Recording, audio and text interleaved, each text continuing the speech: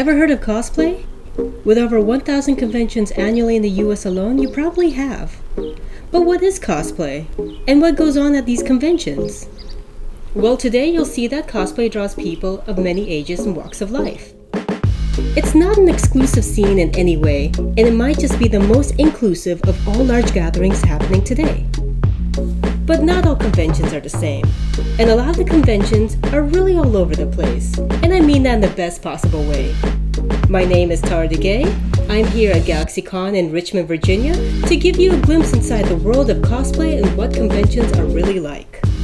And then we'll talk to my friend Phillip Odango, an accomplished, well-known player on the cosplay circuit and all-around wonderful person.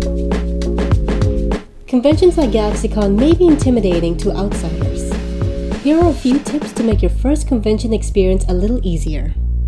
Pre-register online in advance. The lines are going to be long. It's different from one convention to another, but either way, you want to prepare because food and drinks at conventions can be expensive and water fountains always taste weird. So bring your water bottle, jug, container, tumbler, rumbler, satchel, or whatever you choose to call it. Be prepared to walk. The events are spread out, the venue is huge, you get it. If possible, bring your comfy kicks because those dogs are going to do some walking. Once you're in, you can explore the exhibit hall, aka the dealer's room, aka the merchant's room, aka artist alley, aka, well, you get the idea. Oh, and just one more thing. Remember to have fun. Over to you, Phil. Hello, my name is Phillip Odango, also known as Canvas Cosplay, and I am thrilled to be here this weekend at GalaxyCon Richmond. It's been an incredible experience meeting and interacting with hundreds of different cosplayers, being able to judge the cosplay competition, and to teach panels and helping enrich the minds of other cosplayers and helping elevate their game in the cosplay scene. I began my cosplay journey in 2005 with the basic of materials as pizza boxes and garbage bags to create and express one of my favorite fandoms, which is Edward Scissorhands. Cosplay is a portmanteau of two words, costume and play. But what I really believe in is that cosplay and costuming is a form of creative self-expression. And as a facilitator, as a teacher, and as a workshop host, I'm able to reach different communities and helping advocate for diverse thoughts, diverse imaging, and be able to have those crucial conversations to help create safe spaces for everyone interested in the cosplay community. And fast forward almost 20 years later, I am able to express and help share that sense of discovery, wonderment, and also being able to really find within the characters and learn more about myself in the process.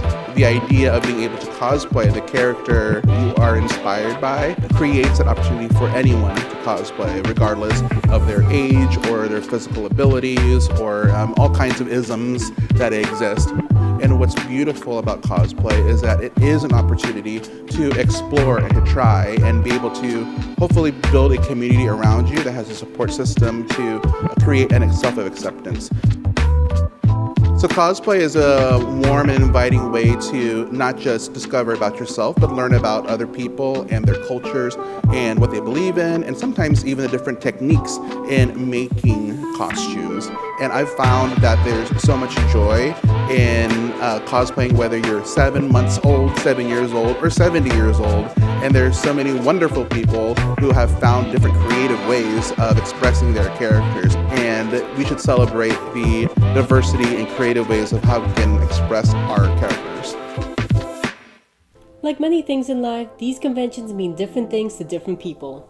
To my boyfriend, for example, the fact that Giancarlo Esposito was in attendance, whose career he's been following since Spike Lee's Do the Right Thing, was the highlight.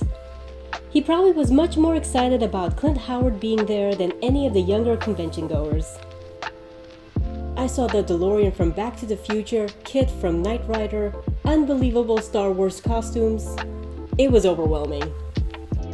One of the many nice things I noticed over and over at GalaxyCon this year was something that might only be described as, for lack of a better term, nerd love. To see so many young people going out of their way to show love, respect, and admiration for each other was truly humbling.